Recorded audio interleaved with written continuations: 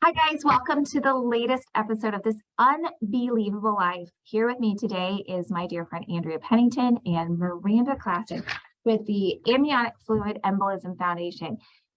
So I wanted to start out with having Andrea tell her story. For those of you that follow along with me, we recently, the Realtors in Indiana, just did a blood drive, and she was my why because her story is so touching. So I'm going to turn it over to Andrea to tell her story. And then when she's done, Miranda Klassen, the executive director of the Amniotic Fluid Embolism Foundation, will be giving us even more details on the condition. So Andrea, I'm going to turn it over to you. Hi, everyone. Nice to see you guys. So in May of 2020, right in the thick of COVID and everything else that was going on in the world for that, I had gone in for my last, it was my high risk, so to speak, for my gestational diabetes appointment to be released from them and to be able to be induced the following week with my OB. The high-risk doctors had decided, hey, we don't want to release you. We want you to stay. We want you to have the baby a week early. There were some signs and just different things with my blood pressure and whatnot that prompted them to say, hey, we need you to stay.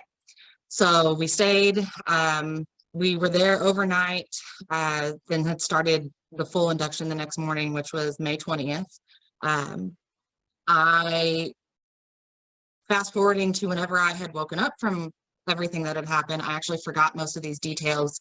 But when they did my induction, they gave me my epidural. I then maybe, I don't know, I think it was within an hour or two after that, I told my nurse, who I still keep in contact with today, that I couldn't breathe. And immediately she jumped into action. She got the doctors, she got everything in order. They rushed me to an emergency C-section, got my baby boy out. He went into the NICU. He also had a knot in his cord. So not only did we have what they determined was the amniotic fluid embolism, but he had the knot in his cord as well. So he was rushed there. After the emergency C-section, they started to close everything up and get me back to the recovery room. And then that is whenever I had hemorrhaged. From hemorrhaging there, overall, I think they said I lost about 2 liters of blood. They had to, again, we were in the thick of COVID, so I wiped out our blood bank here locally. They had to fly blood in from other states, and it was such a big deal. I think the hospital had mentioned that it was maybe about 5 years prior that anything like that had happened. So it was not a common situation, let alone what we were doing and what we were needing from that. But my doctor had called in a couple different surgeons. Ultimately, I had to have a complete hysterectomy from it. When I woke up, I had been on a ventilator for about 4 days. I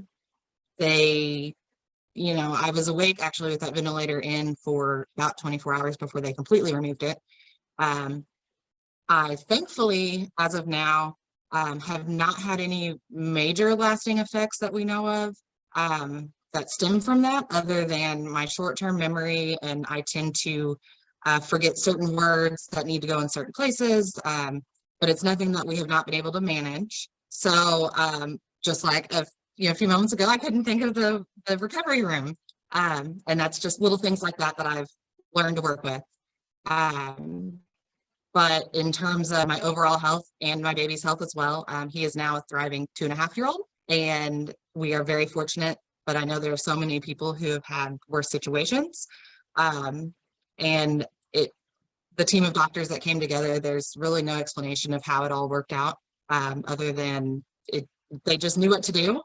And it is something that is just not well known, and I'm thankful to be one of the unique ones that are still here with it, to help everybody learn about this condition during labor. Thank you so much, Nikki, for having us, and Andrea. Thank you for sharing what is undoubtedly probably one of the most difficult times of your life, and that of your families as well. Just hearing you sort of recount your story, so much of it, resounded with my own story as well, of sort of not expecting to go into labor and then, being induced, and having this serendipitous moment where everything is lined up, and then learning about AFE. So if I can just take a moment just for listeners, is just kind of describe what amniotic fluid embolism actually is, and sort of who's at risk and how often this happens. So just to put into context, there are 4 million births in the United States every year. 3.95 million of those go really, really well and smoothly. And, just as you sort of hope and imagine that it would be a really smooth transition into, becoming a family or growing your family.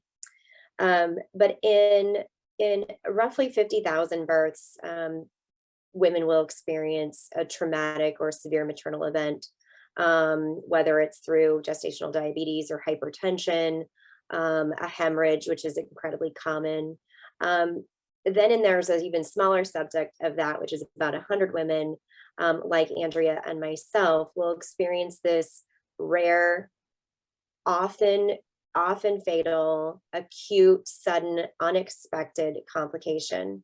So an amniotic fluid embolism is when the amniotic fluid enters the maternal circulatory system, which it does in many of those other millions of women that give birth and don't have this incident.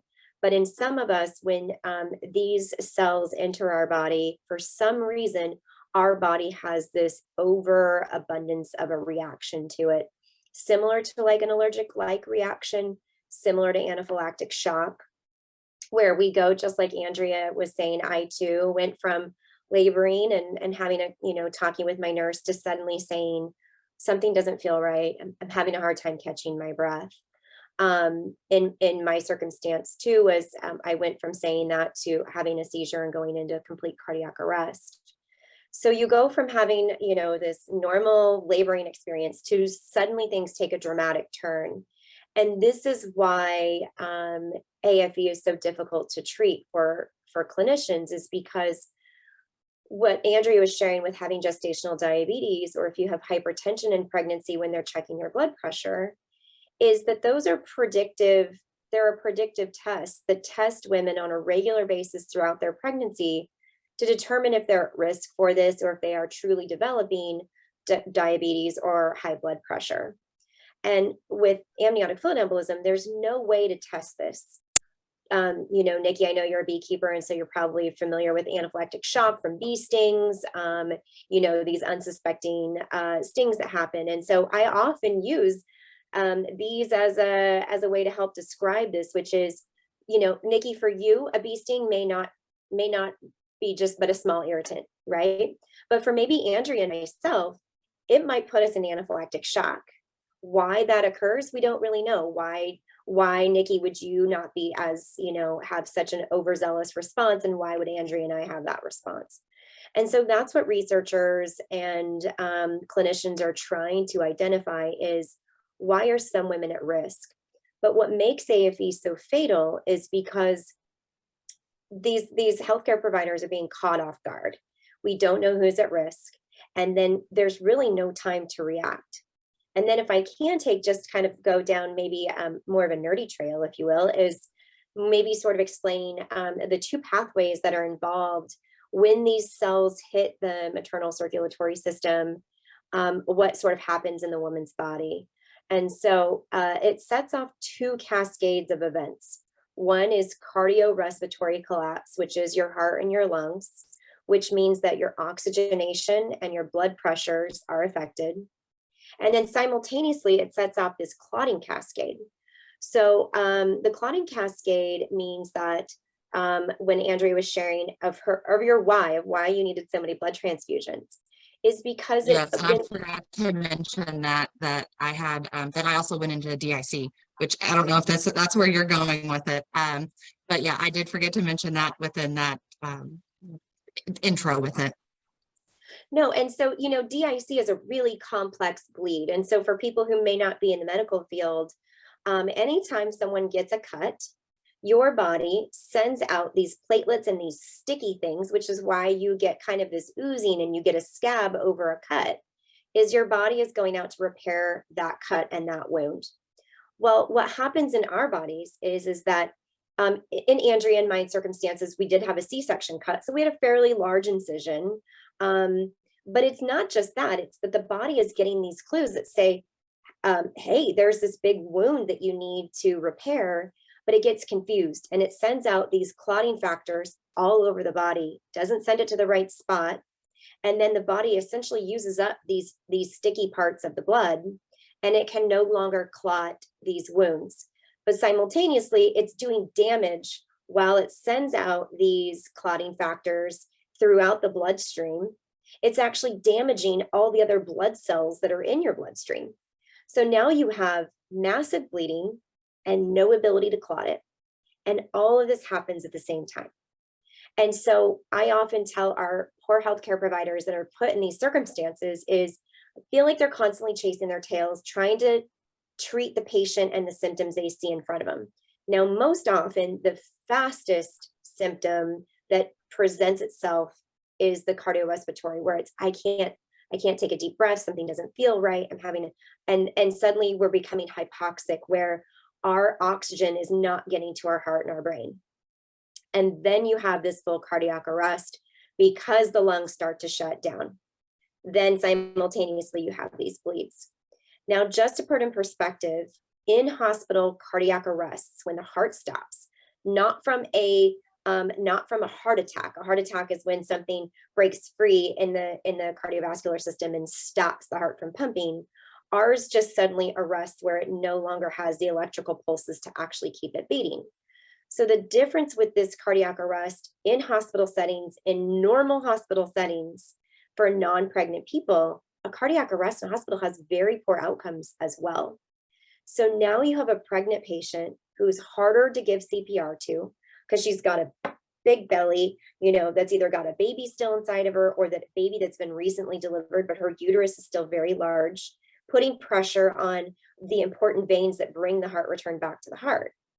And you've got this bleeding. And so when you look at just normal in a hospital setting and people who have heart attack or cardiac arrest, it's hard enough to get them back up online. But now we've got this complex patient who's pregnant, maybe has a child or two inside of her, and is having this bleeding cascade. So it's really no surprise that amniotic fluid embolisms, account to anywhere from 60 to 80% mortality in these circumstances.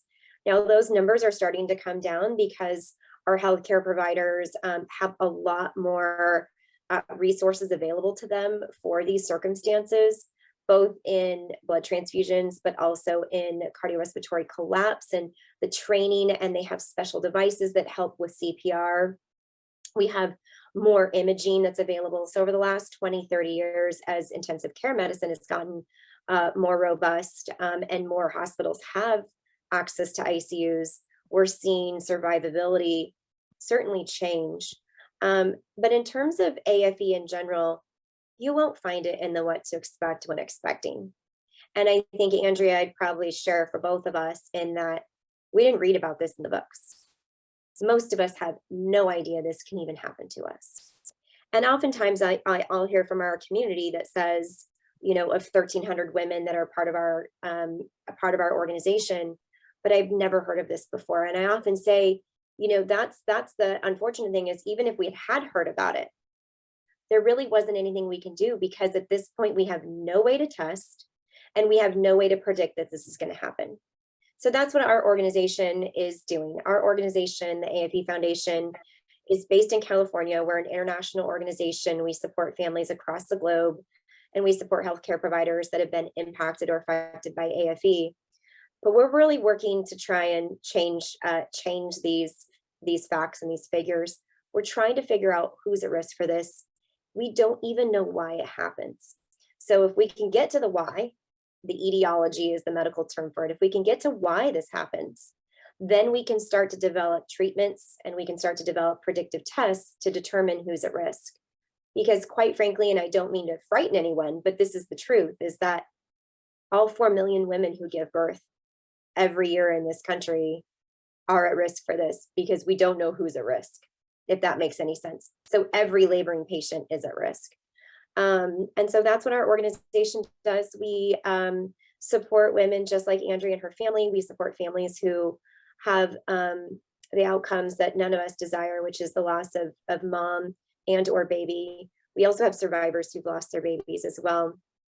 Many AFE survivors suffers pretty significant neurologic impairment. Andrea and I are probably the more high functioning survivors. We have a lot of AFE survivors that unfortunately require a lot of assistance from a neurological standpoint. But our goal is to support those families and to sort of be a light to them as they navigate their paths forward, but also to spur research into why this occurs, and also help women just like you who are going out, and families who are going out and doing blood drives. We know that COVID had a pretty significant impact on blood donation, which Andrea is why you required that. We know a lot of times during COVID, people were placed on ECMO machines where they were requiring a lot of blood transfusions. And so blood donation is absolutely key. It is key for AFE survivors, and it's also key for the most common causes of pregnancy complications, like a postpartum hemorrhage. So I really want to just take a moment to say thank you to both of you for not only helping raise awareness about this sort of rare, mysterious complication, but also for, feeling spurred into action to do something. So often we have things that happen to us, and it's pretty easy to kind of move on and try and not think about something that was so difficult. But I really commend both of you for taking this opportunity to be a light, to do good, to raise awareness, and to save future lives, whether it be a cancer patient or, God forbid, a mother who needs life-saving blood donation. Thank you so much. That was so informative, and Andrea, your story just is so touching. And Miranda, yours too. Miranda, is there any last thing you'd like to add? I think for, I certainly don't want to frighten people who are pregnant or hoping to become pregnant. Again, those numbers are, pretty rare, but I would encourage women and birthing people to talk with their physicians about if they've ever seen an AFE, or are they ready for, when something doesn't go right. I think a lot of us in our community said, and Andrea, in reading some of your posts and some of your things, was it just didn't feel right. And that's what we are always saying, is like, something doesn't feel right. So trusting your intuition, your body best, and being able to convey that. I also just want to share that the state of maternal health in our country is, obviously we know there's a lot going on politically with women and reproductive rights, but sometimes things don't go well in birth. And so having an open dialogue with either your OBGYN or your midwife or your healthcare provider is really important and could potentially save your life. So I just thank you both for this opportunity, and just thank anyone. If anybody would like to learn more about our organization or more about AFE, you can visit us at afesupport.org, and certainly reach out. We'd be happy to answer any of your questions. Fantastic. Well, thank you, ladies, once again for such just an inspiring and informational talk on the topic. You guys are unbelievable, and I thank everyone for listening today and being a part of this podcast. Again, if anybody has any questions or would like more information, shoot me a message, or go to Miranda directly at the foundation. Thank you guys again for listening, and enjoy the rest of your day.